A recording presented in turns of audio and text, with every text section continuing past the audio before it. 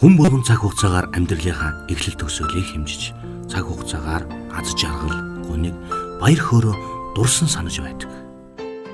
Бид амьдралдаа бие гэдэг хүү хүнийг бүтээн явахдаа олон жилийн дараах бие гэдэг хүү хүнийг төсөөлөн харж байдагч. Зарим хүмүүс түүнийг төрүүлэн харах дуртай. Зарим нь энэ тухай бодохыг ч хүсдэггүй.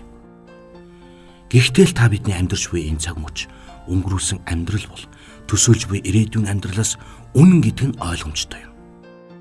Та энэ цаг мөчид хэн бэ? Таны үзэл бодол, таны тухай мэдэж болох бүх зүйлийг багтаасан 100 асуулт, 100 хариулт нэвтрүүлэг эхлэхэд бэлэн боллоо.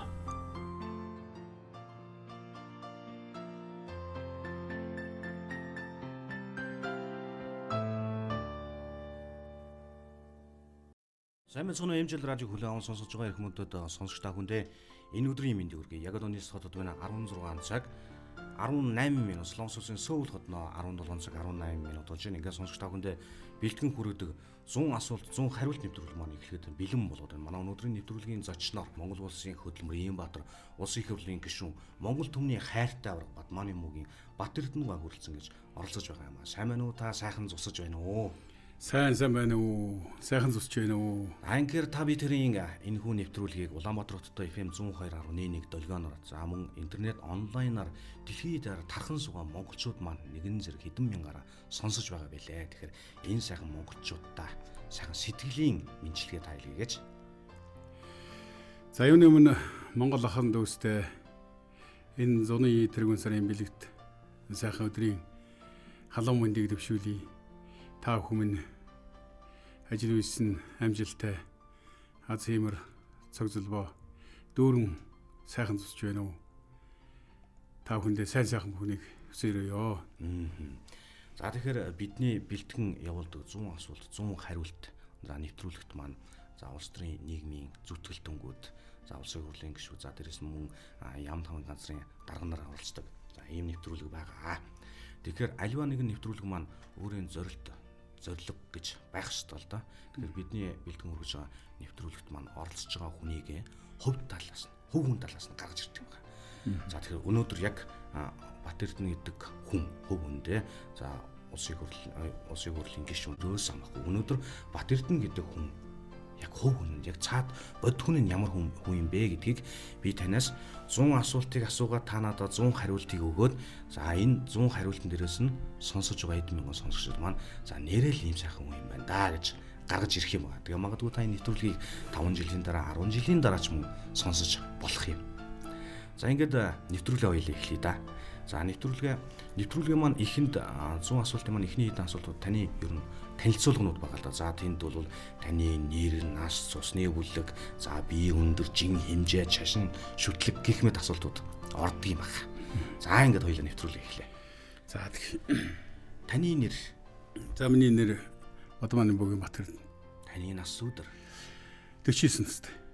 Таны цусны бүлэг? 4 дугаар бүлгийн настай. Таны биеийн хэмжээ өндөр жин? Метр 83 байсан. Одоо жоохон намсаад нэг 82. Метр 82. Таны шашин шүтлийн хувьд? Шашин шүтлгийн хувьд уламжилт үдийн шашин шүтдэг. Таны гэр бүлийн танилцуулга? Би ихнэр 3 хүүхдийн хамт амьдардаг. Хүн болгонд хэлэх дуртай үг гэж байх юм аа. Таны хэлэх дуртай үг ямар үг гэдэг вэ? Миний хэлэх дуртай үг эзэн хичээвэл заяа хичээнэ.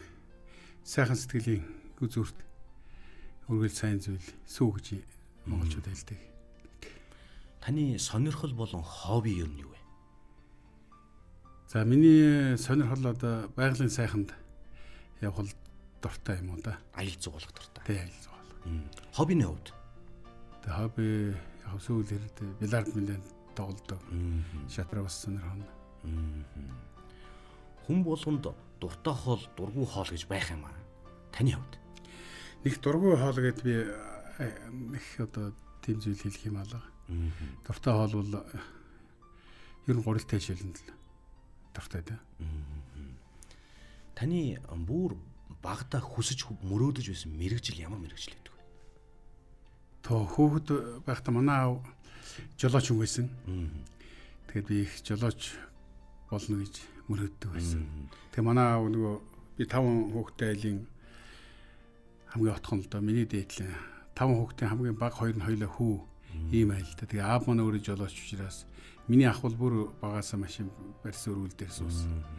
За би ч гэсэн одоо багаасаа машин дэгсэн холтой. Тэгэл 2 хүүгээ бас өөрийнхөө мэрэгжлийг өвлүүлэе гэж аав маань боддог байсан баг. Машин дээр техникт бас их ойр байсан л та. Тэр үед жолооч гэдэг маань нэрэл мэрэгжил байж. Одоо бол баг хүн болгон л жолооч болсон. Зүгээр амьдралын наазахын хэрэгцээ болсон байна. Тэгэхээр би ч гэсэн бас багтаа жолооч болно, мэрэгжилтэй болно гэж мөрөөддөг байлаа. Согтууруулах ундаа гэж нэг зүйл байна. Энд таны бодлоор энэ юу юм бэ?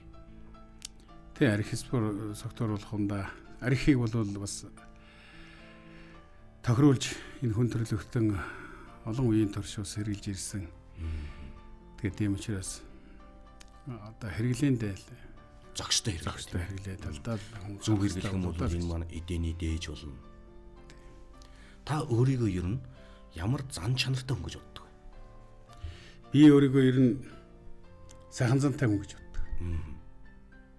Тэгвэл бусад хүмүүс таныг ер нь ямар зан чанартай гэж дүгнээд хэлээд байх шиг байна. Тэгээ бусад хүмүүс ч гэсэн намайг бол ер нь төвшин сайхан зантай хүн гэж ярьж байгааг би бас нэг усудад дууссан. Таны хамгийн дуртай спорт? Тийм миний одоо хамгийн дуртай спорт би бас сагсан бөмбөгт их дуртай. Гэр бүлэрээ одоо болормоо битэр бол бас гэр бүлэрээ 2 хүний ингээд одоо годомжны сагсч гэдэг тэгээд ийм сагсан бөмбөг их тоглолдог тийм 2 баг. За тэгээд мэдээж бас миний өөрийн одоо энэ бүхийн олон улсын спорт тэгээд үндэсний Монгол бүхийн барилдаа байна л да.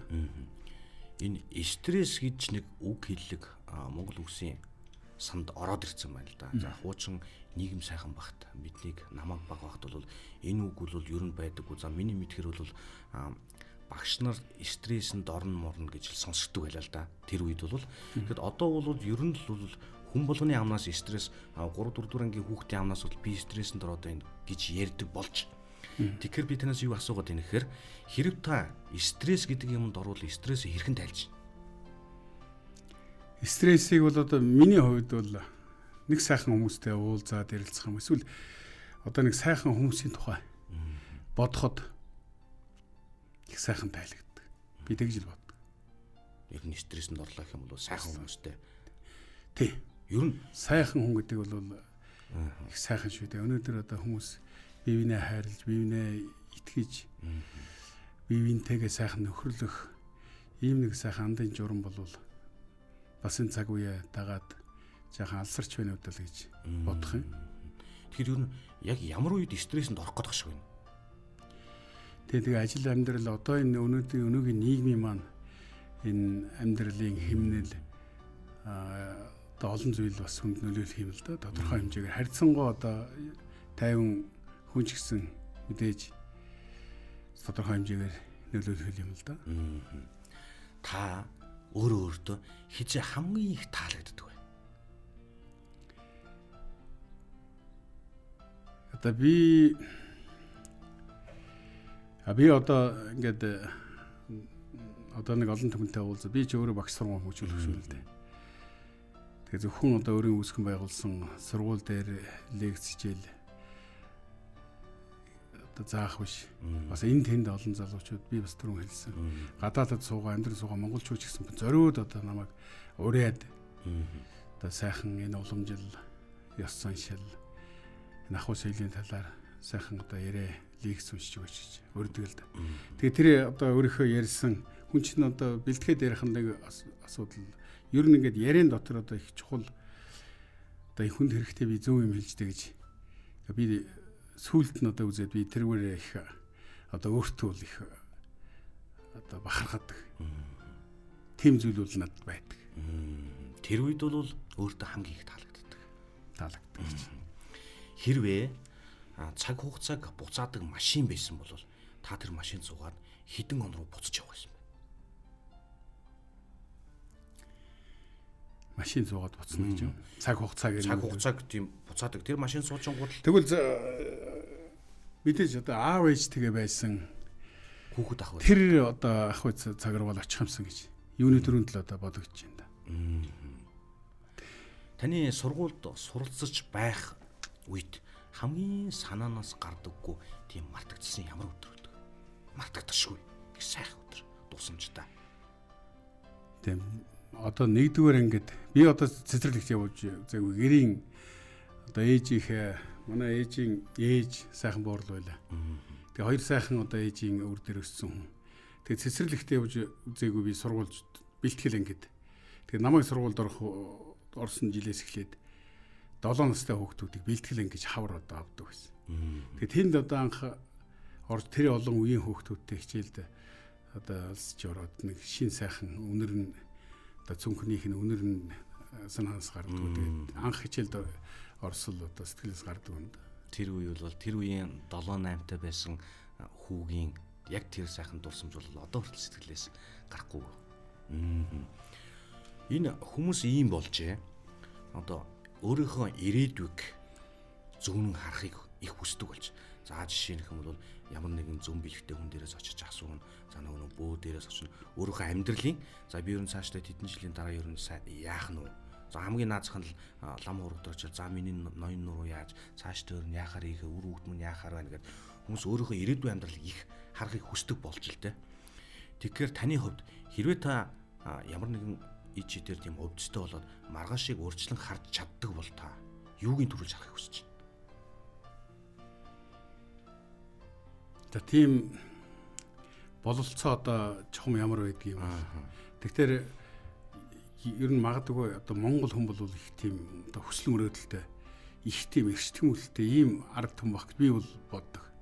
Тийм учраас тэр их одоо Монголын сайхан тал нутаг зэрэглээ тэр бүх юм бол хүн дандаа ирээдүйн их сайхан тийм ирч тэмүүлэл хүсэл мөрөөдлийг одоо тэр ирч хүчийг нь их хориглуулж бадрааж идэг учраас би монгол хүн бол ер нь бүгдээрээ маш их одоо хүсэл тэмүүлэлтэй мөрөөдөлтэй ийм ард түмэн гэж боддог.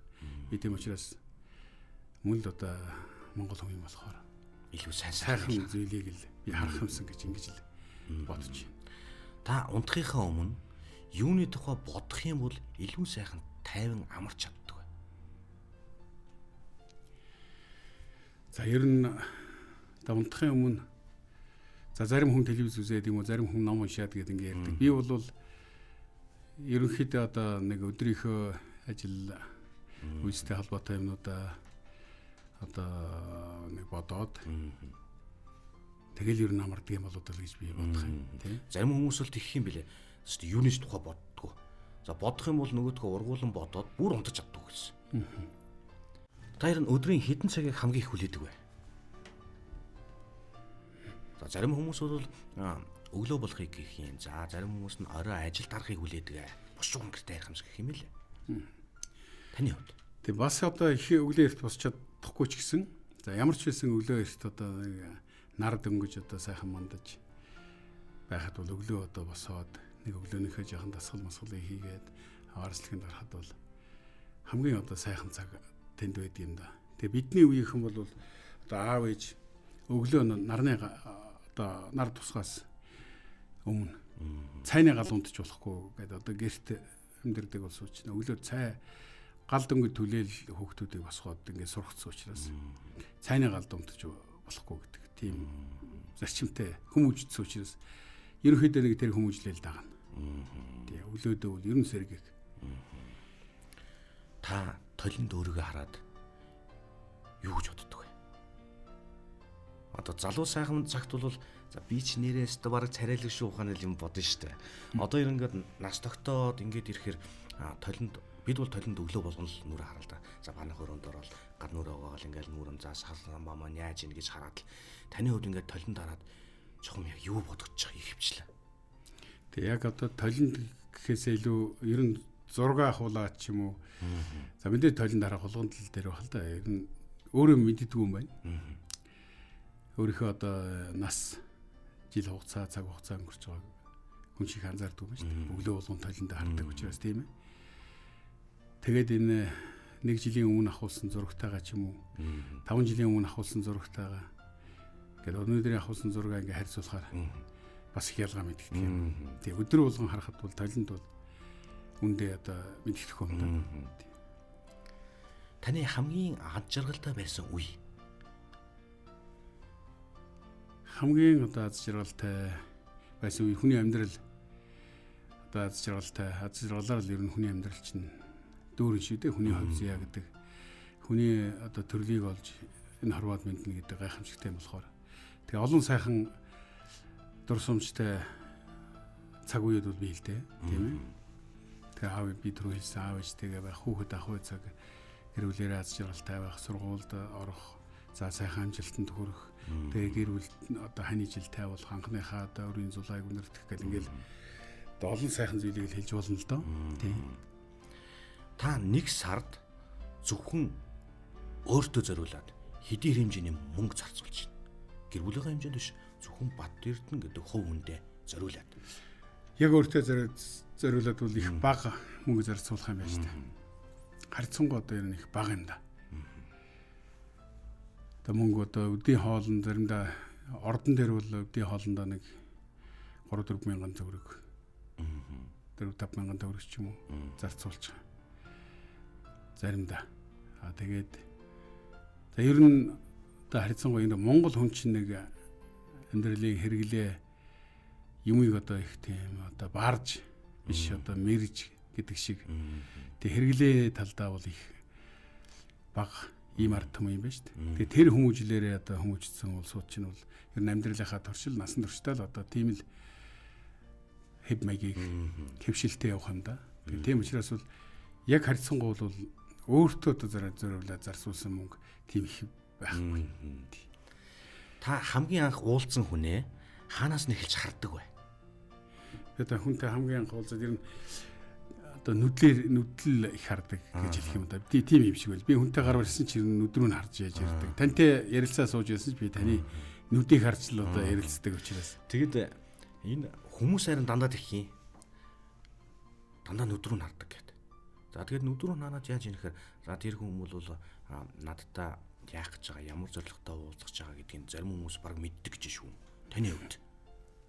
За тэгж мэдхийн ч юм. Ер нь одоо хүнтэй нэг сайхан нүүр дүрэн одоо хүний нүд рүү нэг ихцэлж хараад сайхан мэдлэх, сайхан уулзаж ярих.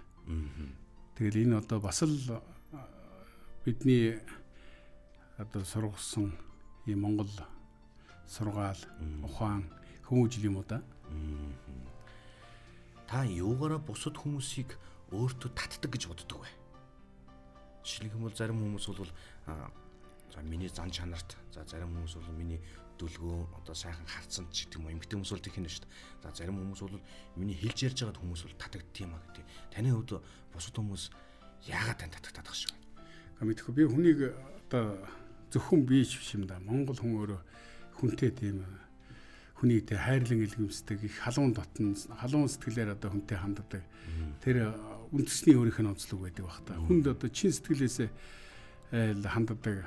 Тэр л одоо бас хүнийг татдаг болов хүнд сайхан сэтгэл төрдөг болов гэж боддог.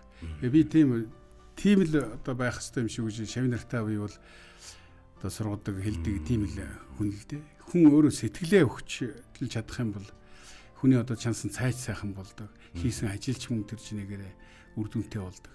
Сэтгэл гэдэг юм бол хамгийн чухал юм байна. Чин сэтгэлээсээ хүнтэй харьц, чин сэтгэлээсээ хүнийг хайрлж хүндэлж одоо харьцах хамгийн чухал юм шиг л гэж. Хүнтэй харьцсан ч би одоо шавнарыг та нар багш одоо сургууль хөгжүүлэгч болох болсууд. Шавнарынхаа өмнө одоо бие цэх шаардлага тавьж болно. Дуу өндөр шаардлага тавьж болно. А гэхдээ ч хизээч одоо хэл амаар өмсөн хувцаар нь би хэлбэр галбираар нь гарал үүслэр нь одоо хөрөг чинээгээр ялгуурлаж болохгүй шүү гэж. Ийм шаардлага тавьдаг. Тэгээд таны бүх юм окей, ад жаргалтай. Танд одоо хийх юм юу ч байхгүй. Одоо бүх юмнууд ингээд сонсон сэцснээр бүтцэн байгаа байхгүй. Тэгээд таны амьд та бол өөрийг сайхан тайван. Ийм сайхан үедээ та гэртээ хараад сайхан диван дээр буудан дээр хөвчиж байгаа л зургтаа хасагаал зургтныхаа удирдлагыг бараал. За хамгийн дээд нь хэдэн цаг хөвтөж чадах л та. Би ер нь одоо санаанд зураг. Унтна л гэвэл ерөөсөө одоо би 24 цаг ч унтж чаддаг. Тий. Би залуу одоо тамирчин барилж явахтай тийм биз. Миний хүүхдүүд ингэ жижиг. Одоо эхнэр гэр орноо цэвэрлээл, тоосрогч, угаалгын машин дуграал хүүхдүүд дээгүүр одоо тоглоол ингээл тоглоом чирэл миний толгой дээгүүр өөрт орж гараал ингээл тэгээ ерөөс тоохгүй унтаал байна. Тэгэл нэг босч цай уул хоолоо идүүл идчихэл эргээл унтаад байна. Ямар сандаа бид нар Японд сумогийн одоо дэлхийн аварга шалгаруулах тэмцээнд очиод манай багийн Балжинэм аварга баяр сайхан зан бид дэвтэрчдэг. Балжинэм битэр бол сайн хөвтөн. Манай баяр сайхан бол хөвтөж чадахгүй.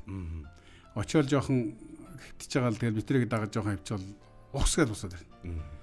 Гонжван чи сүүж соорлоод би болохоо байлиг. Би энэ сайхан хөгжилтэй оронд идчихэд гараа л та юм үзье явъя гэдэг. Энэ авилгал хээл хавл гэж нэг юм байна. Энэ юу нь юу вэ?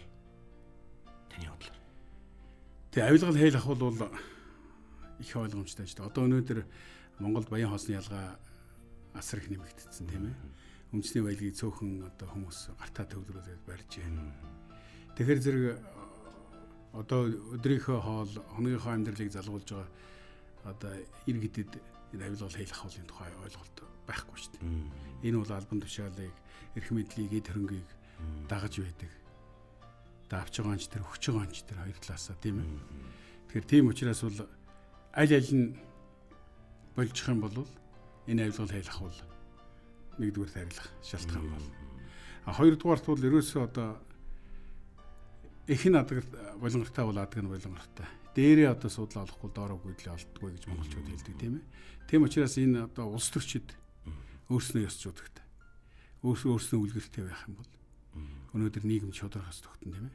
Нийгэмд энэ авилгал хэйлах бол хүнд суртал гэдэг ийм бүх юмнууд арилах нэг шалтгаан болох юм. Тэгэхээр энэ бол одоо эхнээсээ дээд талаасаа л одоо энэ үлгэрийг үзүүлснээр өнөөдөр одоо нийгэмд ялангуяа одоо энэ төрийн албан хаагчид энэ одоо эрх мэдэлтэй байгаа төрөнгөнд ойрхон байгаа улсуудын хүрээнд энэ яригадаад байна шүү дээ.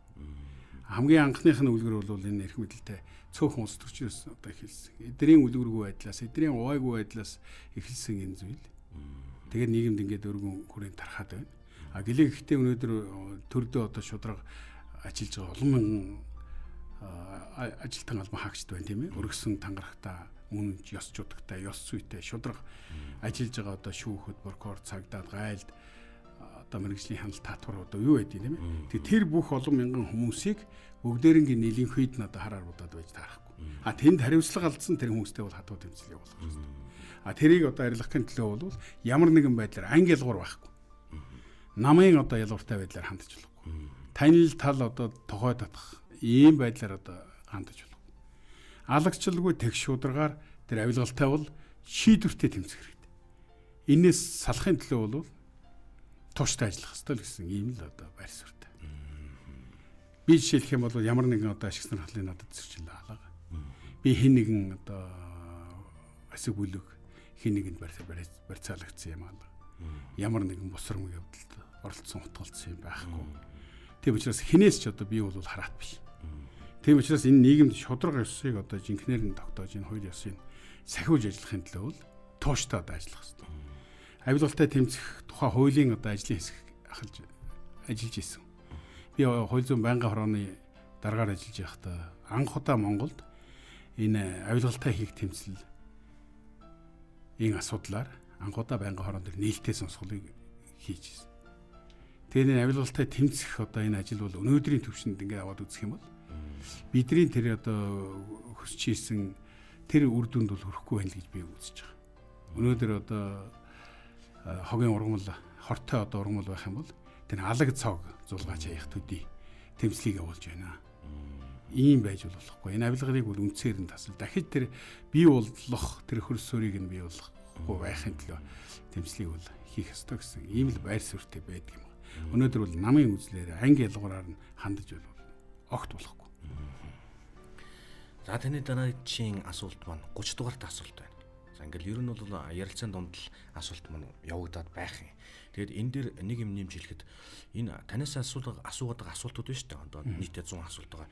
Энэ асуулт маань ерөөсөө ингээд л томлогдсон, банк байж чадах асуулт байгаа. За ямар ч хүн ирсэн энэ асуулт маань ингээд асуугдаад яваад иддэг юм. За. Та сэтгэл хөдлөлөө хэрхэн илэрхийлдэг вэ? За мэдээж тамирчин байсан, олон жил спортоор хичээлсэн, сэтгэл хөдлөх тэр нэг торгон гоё агшингууд байна да. Яг энэ үед та сэтгэл хөдлөх яаж илэрхийлдэг вэ? Тэгээ энэ сэтгэл хөдлөлийг бол одоо харьцангуй л төвшин одоо их тийм хорц илэрхийлэхгүй байх энэ ёс зүй энэ уламжлал нь өөрөө Монгол хүнд Монгол бүхд ингээд шингээгээд өгсөн юм л да. Тийм учраас бол одоо үзэгчид, сонсогчид олон том маань бол сайн мэднэ. Намайг одоо улсын наадамд анх барилдахаас эхлээд энэ олоудаа олон жил барилдахдаа би сэтгэлийн тэр хөөрөл хөдөлгөөн унаж одоо ялагдж байсан ч тэр давж одоо амжилтанд төрүүлж байсан ч тэр аль алинд тэр сэтгэлийн хөдөлгөөнийг бол одоо илэрхийлэх нь тэр Монгол ёс уламжлалаар Монгол бүхийхөө тэр уламжлалаар бол тэр нь хаалттай оройтой байдаг учраас тэрэнд одоо их сайн суралцсан гэж хэлэх юм уу? Тэгэхээр ер нь бол баг хөрөлгүй. Тий. Та хайртай хүндээ байнга хэлж чаддаггүй ч одоо мэдээж ажил ихтэй юм чинь маш их завгүй байна. Үгүй нэг энэ үгийг би нэг хэлчих юмсан гэж тийм боддог үгүй надад.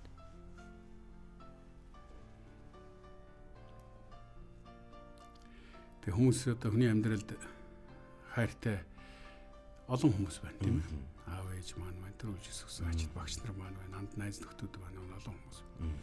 Тэгээд энэ амьдралын одоо хүний амьдралын энэ замыг ханилж, туулж, жаргал зовлонгоо хуваалцаж туулж ирсэн хань минь одоо хамгийн хайртай хүн юм да тийм ээ.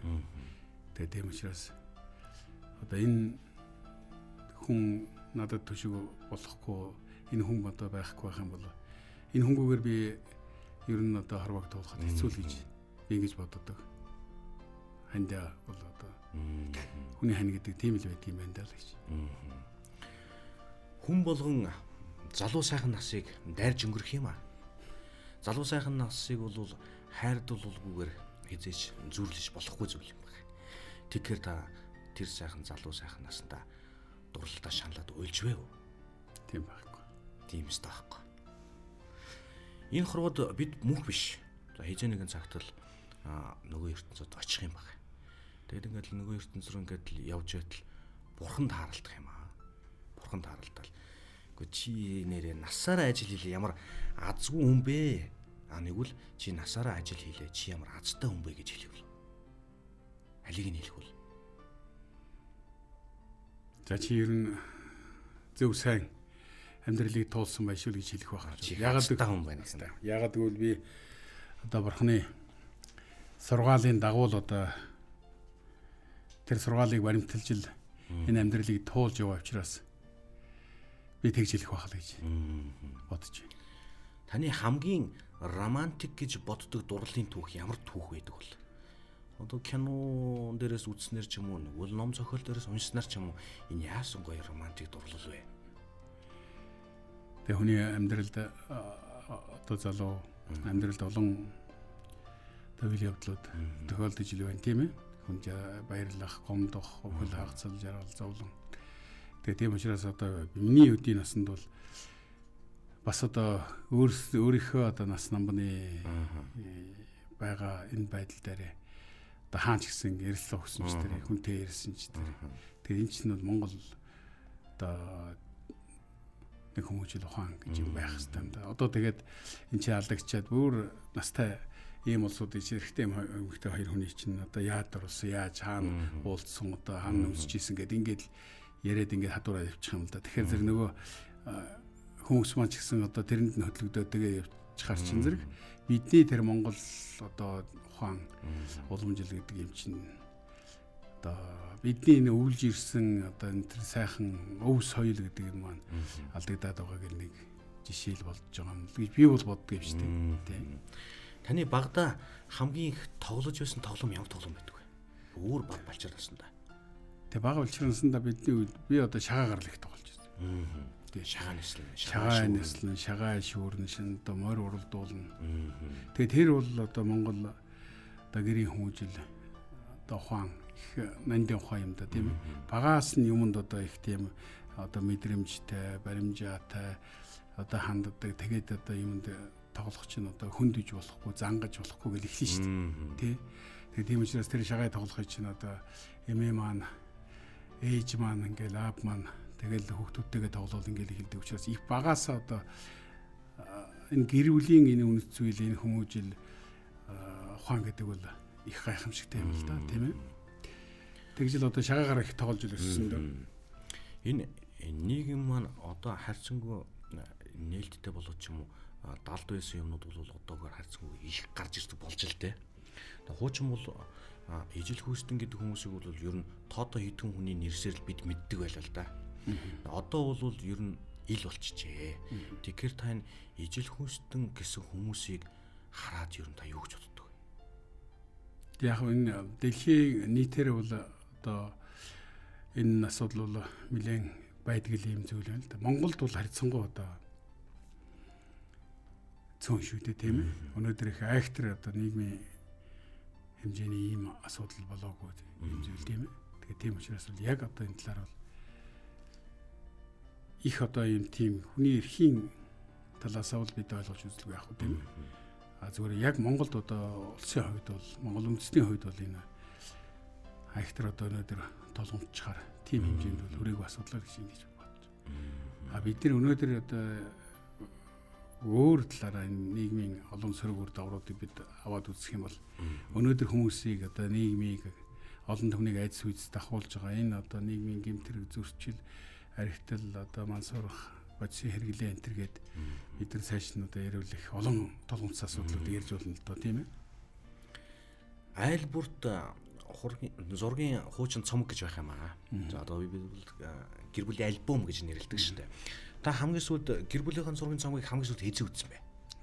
Хамгийн сүүлд энэ сонгуульд нэр дэвшээд тэгээд нөгөө шаардлага гараад эргүүлж үзлээ. Гэхдээ би бидний үе чинь одоо орчин үеийн энэ техник хөгжсөн байсангүй шүү дээ тийм ээ. Харьцангуй одоо хуучин гараар гараа угаадаг одоо зураг ахуул нугаалгана гэдэг чинь их хүндрэлтэй шүү дээ. Тэр үед бол баг хүүхэд байхад бол 1-2 зураг үлдсэн юм байна. За тэгээд энэ одоо Монгол бүх хөрөлдөж явахад наадамд барилж явахад үед бол нөгөө Монгол бүхийнхэн тэр уламжил нь одоо их даруй байхыг шаарддаг. Одоо тэр зураг ахуулахгүй байх одоо яриа хөөр өөрийгөө магтах дөөйлөх тэр юмнаас их хол байхыг сурагчдаг учраас одоо би ингээд улсын цол авснаас эхлээл одоо олон жил улсын байр наадам төрүүлэхтийн хугацаанд гин зураг ахуулдаг. Наадмын төлөө тэр зурагчин зургийн аппарат аваад ирэх юм бол засуулга хараар орчдөг. Эсвэл буруу хараа зогсчдөг. Тийм учраас миний залуу цагийн зураг бол их бага юм байна л да. За. Хүн болгон хүүхэд байхдаа одоо өөрийн гэсэн баатартай үлгэр дуурайл авдаг. Баатартай байлаа л да. Таны хувьд таны баатар хэн байсан бэ? За тэр үед бид нар одоогийнх шиг энэ мэдээлэл технологи хөгжсөн тийм байсангүй. Тэгээд одоо буруу ээж маань их олон сайхан электрикен банц гэдэг юм уу их олон сайхан үлгэрүүд ярьж өгдөг, их сургамж сайхан үлгэрүүд ярьж өгдөг. Тойлс одоо хайлдаг тийм сайхан буурлууд их байсан. Тэгээ тийм учраас тэр одоо үлгэрийн баатруудад одоо мөрөөддөг. Тэр баатруудын одоо их үлгэр болох тийм л юутай байсан л да. Одооны хүмүүсээс асуух юм бол Google-ийн киноны баатар хэлэх байх шүү. Бидний үед бол арай л ондоо байж тийм ээ. Дээр үеийнхэн үед бол ер нь бол ондоо байжээ. За тэгэхээр таны дараагийн асуулт маань 39 дэх дугаартай асуулт байна. За ингээл асуулт маань ер нь араасаа хөвөрнөө. Энэ гэр бүлээс гадуур харьцаа гэж юм байна. Энэ ер нь таны бодлоор юу вэ? Энэ ер нь байх ёстой мó, байх ёсгүй мó? Хүмүүсийн одоо хүмүүсийн өрөнд амьдралын одоо харилцаа хүний амьдрал гэдэг янз бүр байдаг учраас хэцүү юм л та тийм ээ. Тэгээ миний одоо бидний амьдралын хувьд бол эхнэртэй нэг удаа мөрийж үзээгүй, нэг удаа эхнэрийг одоо нэг удаа мохоо харж үзээгүй. Ингээл амьдралыг туулж байгаа хүн. За мэдээж өөрөө охтууд байна. 3 охиныгоо бол юм бас л адилхан гайдалж гэрэлж ингэж өнөөдөр хүрсэн. Тэгэхээр зэрэг миний сайн гэхээсээ би бол ханилсан ханы маань сайных юм байна да гэж би ингэж боддог. Ер нь бол Монгол үндэстэн өөрөө агуу хүчрэг байсны одоо гол үндэс бол энэ Монгол эрхэн өөрөө хүчрэг агуу байж тэр амьдралын бүх ачааг нуруунд дээр өөрч чадах тийм сэтгэлийн биеийн амьдралын тэр бүх одоо тэнхээтэй байсан юм байна да гэж ингэж боддог. Тэгэхээр тэр тэнхээ жаахан сулрахаар зэрэг өнөөдөр хамгийн одоо түрүүний нэг бэрхшээлтэй тулгархаараа сөхөрдөг. Тэг үүнтэй холбоотой одоо амьдралд олон зүйл гарч ийнү да гэж ингэж бодох юм. Таны хамгийн үзэг дуртай ТV нэвтрүүлэг ямар нэвтрүүлэг вэ? Телевизийн одоо үндсийнхээ нэвтрүүлгүүдийг үзнэ. Тий. Олон улсын National Geographic ч юм уу энэ амтны ертөнцийн ийм нэвтрүүлгүүдийг бас үзэх юм да.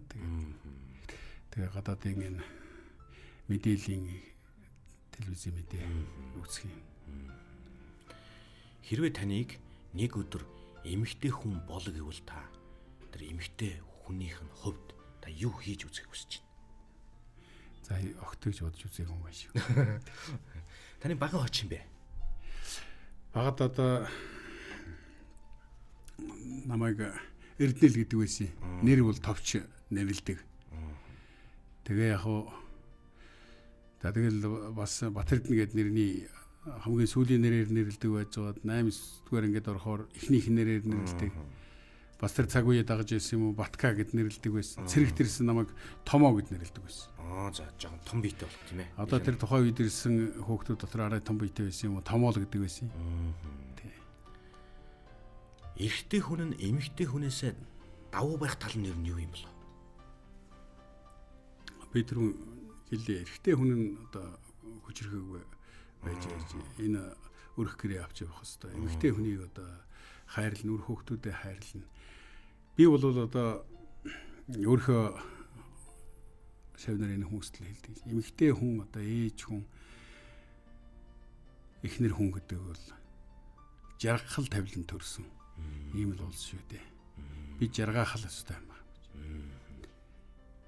Амьдралдаа би ийм л зарчмыг л одоо баримталж ирсэн. Би ингэж л боддог. Өөрөө одоо тэр хүнд хүчээр зовлонгой бүх юм ирэх хүн бол үүрчих хэвээр л гэж би боддог. Ямар нэгэн хүнд бэрхшээлтэй юм тохиолдсон ч би эхнэртэй хэлдэг, тэднийхээ үр хүүхдүүдэд хэлэхгүй, тэднийхээ санааг зовоохгүй юмсан гэж ингэж л боддог. Тий. Тэгэхээр ямар ч эр хүн бол эмэгтэй хүнээс үүрэг хариуцлага үүрэх тал дээр бол давуу байх хэрэгтэй юм байна. Давуу байх хэрэгтэй. Өнөөдөр эсрэгээр эмэгтэйчүүд, ээжүүд, эхнэрүүд, охтуудаа бүх хүнд өчр ачааг үүрүүлчихэд зогсож байгаа амьдрал тэр уламжилж ирсэн агуу үндэс хүчрхэг үндэстэн байсан тэр уламжлалынхаа эсрэг болцохоо зогсож байна л да. За давуу байх нь юм байж. Таны дараагийн асуулт маань хэрвээ та ерөнхийлөгч байсан бол гэдэг асуулт байна. Хэрвээ ерөнхийлөгч болох юм бол ямар талаараа давуу байх юм бол? Би мөрийн хөтөлбөртөө их тодорхой төвшүүлсэн. За би улсын хурл 3 удаа сонгогдож ажиллахдаа шинэ зарчмыг баримталсан.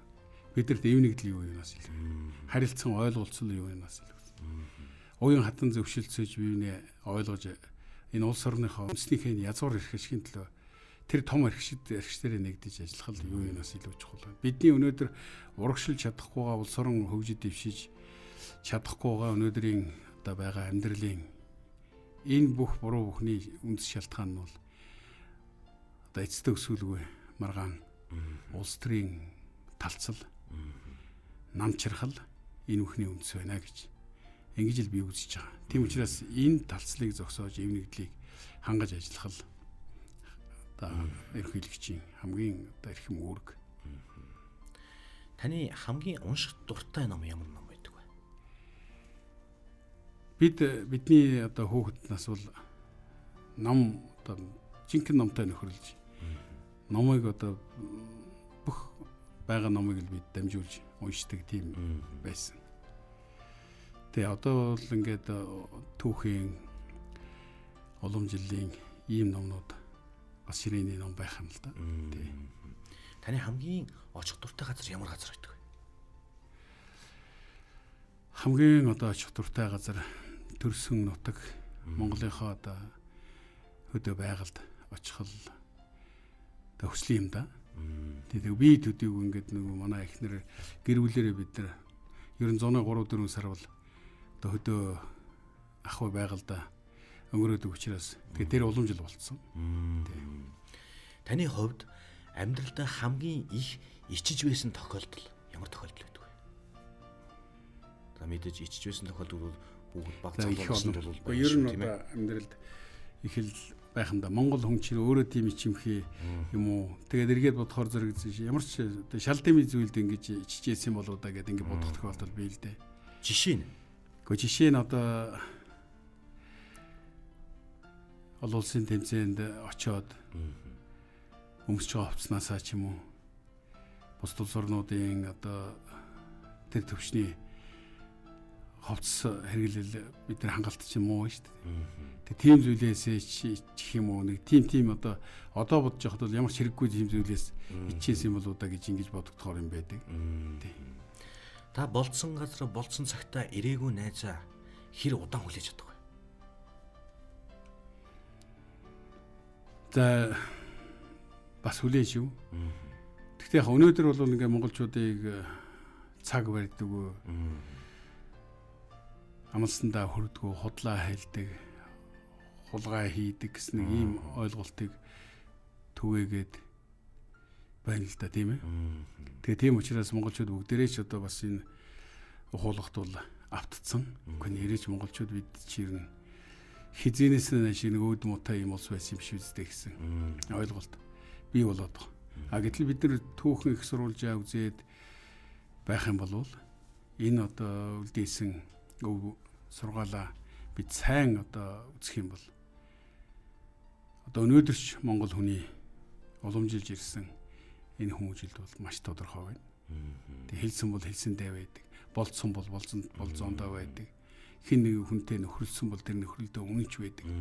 Магадгүй Монгол хүн шиг одоо нөхрөлдөө үнэнч ийм үндэстэн байдгиймгүй юу? Боротооч болзоондоо хуртаач хугацаандаа гэдэг үстэй тийм ээ. Нэг ч хүн байхгүй их том цэнгэлт хүрээлэн байх юм аа. За зэрэгтэлд нь бол ямар ч хүн байхгүй. Та тэр цэнгэлт хүрээлэнгийн голд ганцаархнаа зогсчоод юу гэж хашгирах вэ? Тэгээ Монгол хүн чинь бол ер нь нэг өөрийнхөө тэр одоо бүр чин дагуу их гүнээс гаргадаг одоо тэр авиа бол уухай шүү дээ. Магадгүй уухай гэж уухайлж мэдх юм да. Та амлсандаа хүрдэг үү? Би амлсандаа хүрдэг. Амлсандаа би амлаагүй ч гэсэн би нэг миний чихээр нэг дуулсан байхад л би тэрийг яаж биелүүлчих үү, тэрийг нэг гүйцэлтүүлчих юмсан гэдээ ингээд бодоод байдаг. Тэгээ тэрэндээ их зовдөг нэг тийм одоо зам байна. Тэр бол одоо Монгол зан суртах юм уу да? Намрын нэг сэрүүн өдөр байх юм аа. За гадаа бол 2-3 өдрөөр бороо үргэлжлээд орчжээ. За тэгэл хийгэн байхгүй ингээл цонхоор хараад цонхон дээгүүр борооны туслууд ингээл бүнжигнөө бол урсаал. Ер нь бол их өөдгөртэй байна л да. Яг ийм үед та цонхоор хараад юу гэж боддог вэ? За хуучин за намайг баг багт бол тиймэрхүү өдөр бол будаатай за чанаал гэртээ суух өдөр байна да гал аав ээж минь тэгж ярьдаг л байлаа л да.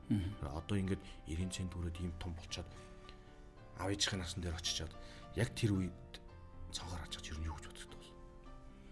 Гэхдээ нөх одоо энэ байгалийн одоо цаг агаарын нарийн шин өөрчлөлтөнд бол нөх одоо сэтгэл одоо хямраал юм уу нэг тийм байхгүй. Яг гэвэл энэ Монгол хүн өөрөө тийм байгальдаа их одоо ойрхон ахуй амьдрал нь тийм учраас тийм байдаг байж магадгүй. Одоо бидний чинь хүүхэд байхаас эхлээд ингээд одоо байгалийн тэнгэрийн одоо муухай бол арилдаг юм аа. Харин хүний муу ч нь бол хүний сэтгэлийн муу бол арилдаг юм шүү гэж ингэж монголчууд сургадаг шүү дээ. Тэгээ тийм учраас одоо байгаль дүнсгэр бүүдгэр хүйтэн салхитай шуурхтай эсвэл нарлаг халуун дулаан сайхан байх. Тэрэнд бол монгол хүний сэтгэл бол нэг хайхтар тэгж гэгэлзээ тэнд нэг хайхтар хөдлөх нь бол Тогтвортой байдаг болов гэж би боддог. Миний хувьд бол тийм л байдаг юм л да. Таны хамгийн дуртай баяр ямар баяр вэ? За дуртай баяр одоо наадам цагаан сар 2 юм да. Монгол үндэсний баяр тийм ээ. Таны гудамжаар алхаад явж байтал тэнд нэг Байшингийн оролт нэг $100 авчих юм. Та яах вэ?